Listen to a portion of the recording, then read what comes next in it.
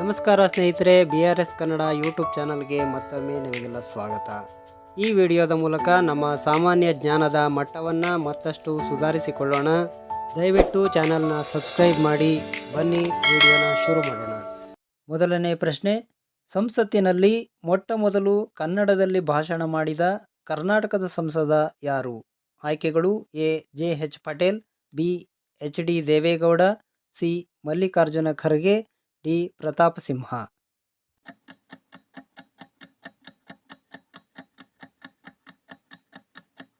ಸರಿಯಾದ ಉತ್ತರ JH ಪಟೇಲ್. ಮುಂದಿನ ಪ್ರಶ್ನೆ, ಕರ್ನಾಟಕದ ಒಟ್ಟು ಲೋಕಸಭಾ ಸ್ಥಾನಗಳ ಸಂಖ್ಯೆ ಎಷ್ಟು? ಆಯ್ಕೆಗಳು: ಎ. 30, ಬಿ. 28, ಸಿ. 29, ಡಿ. 31.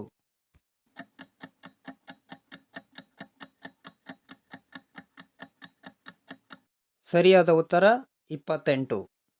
ಮುಂದಿನ ಪ್ರಶ್ನೆ, ಭಾರತದ ಪ್ರಧಾನಮಂತ್ರಿಯಾಗಿದ್ದ ಏಕೈಕ ಕನ್ನಡಿಗ ಯಾರು? ಆಯ್ಕೆಗಳು: A. Manmohan Singh, B. Mallikarjuna Kharge, C. HD Deve Gowda, D. Devaraja Arasu.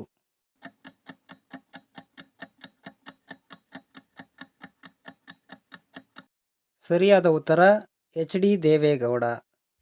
ಮುಂದಿನ ಪ್ರಶ್ನೆ, ಕರ್ನಾಟಕದಲ್ಲಿ ಪ್ರತ್ಯೇಕ ಕೃಷಿ ಬಜೆಟ್ ಮಂಡಿಸಿದ ಮೊದಲ ಮುಖ್ಯಮಂತ್ರಿ ಯಾರು? ಆಯ್ಕೆಗಳು: A. HD Kumaraswamy, B. D. Devaraja Urs, C. Siddaramaiah, D. BS Yediyurappa.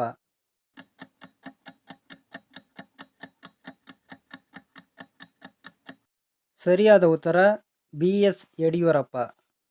ಮುಂದಿನ ಪ್ರಶ್ನೆ, ಮೈಸೂರು ರಾಜ್ಯಕ್ಕೆ ಕರ್ನಾಟಕ ಎಂದು ಮರುನಾಮಕರಣ ಮಾಡಿದ ಸಂದರ್ಭದಲ್ಲಿ ಅಧಿಕಾರದಲ್ಲಿದ್ದ ಮುಖ್ಯಮಂತ್ರಿ ಯಾರು? ಆಯ್ಕೆಗಳು: A. Ramakrishna Hegde, B. S. Nijalingappa, C. D. Devaraja Arasu, D. Gundu Rao.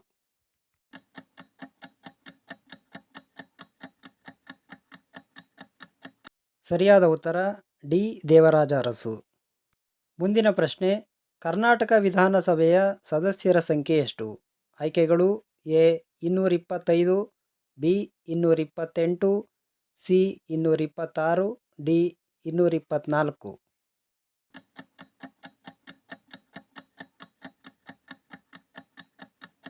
ಸರಿಯಾದ ಉತ್ತರ 224. ಮುಂದಿನ ಪ್ರಶ್ನೆ, ಕರ್ನಾಟಕ ವಿಧಾನ ಪರಿಷತ್ ಸದಸ್ಯರ ಸಂಖ್ಯೆ ಎಷ್ಟು? ಆಯ್ಕೆಗಳು: ಎ. 75, ಬಿ. 76, ಸಿ. 78, ಡಿ. 74.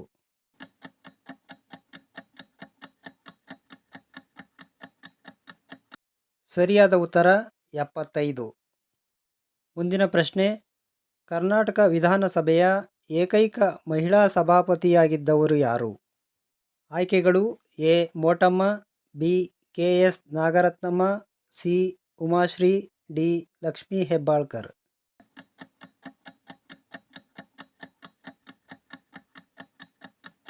ಸರಿಯಾದ ಉತ್ತರ KS ನಾಗರತ್ನಮ್ಮ.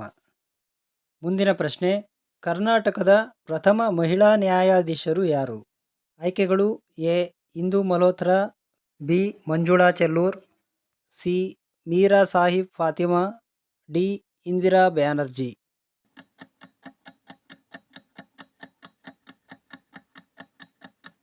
ಸರಿಯಾದ ಉತ್ತರ ಮಂಜುಳಾ ಚೆಲ್ಲೂರ್. ಮುಂದಿನ ಪ್ರಶ್ನೆ, ಮೈಸೂರಿನ ಯಾವ ಮಹಾರಾಜರು ರಾಜ್ಯದ ರಾಜ್ಯಪಾಲರಾಗಿದ್ದರು? ಆಯ್ಕೆಗಳು: ಎ.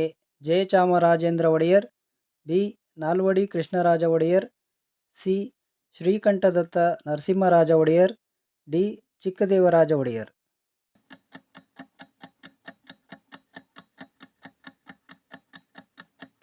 ಸರಿಯಾದ ಉತ್ತರ ಜಯಚಾಮರಾಜೇಂದ್ರ ಒಡೆಯರ್.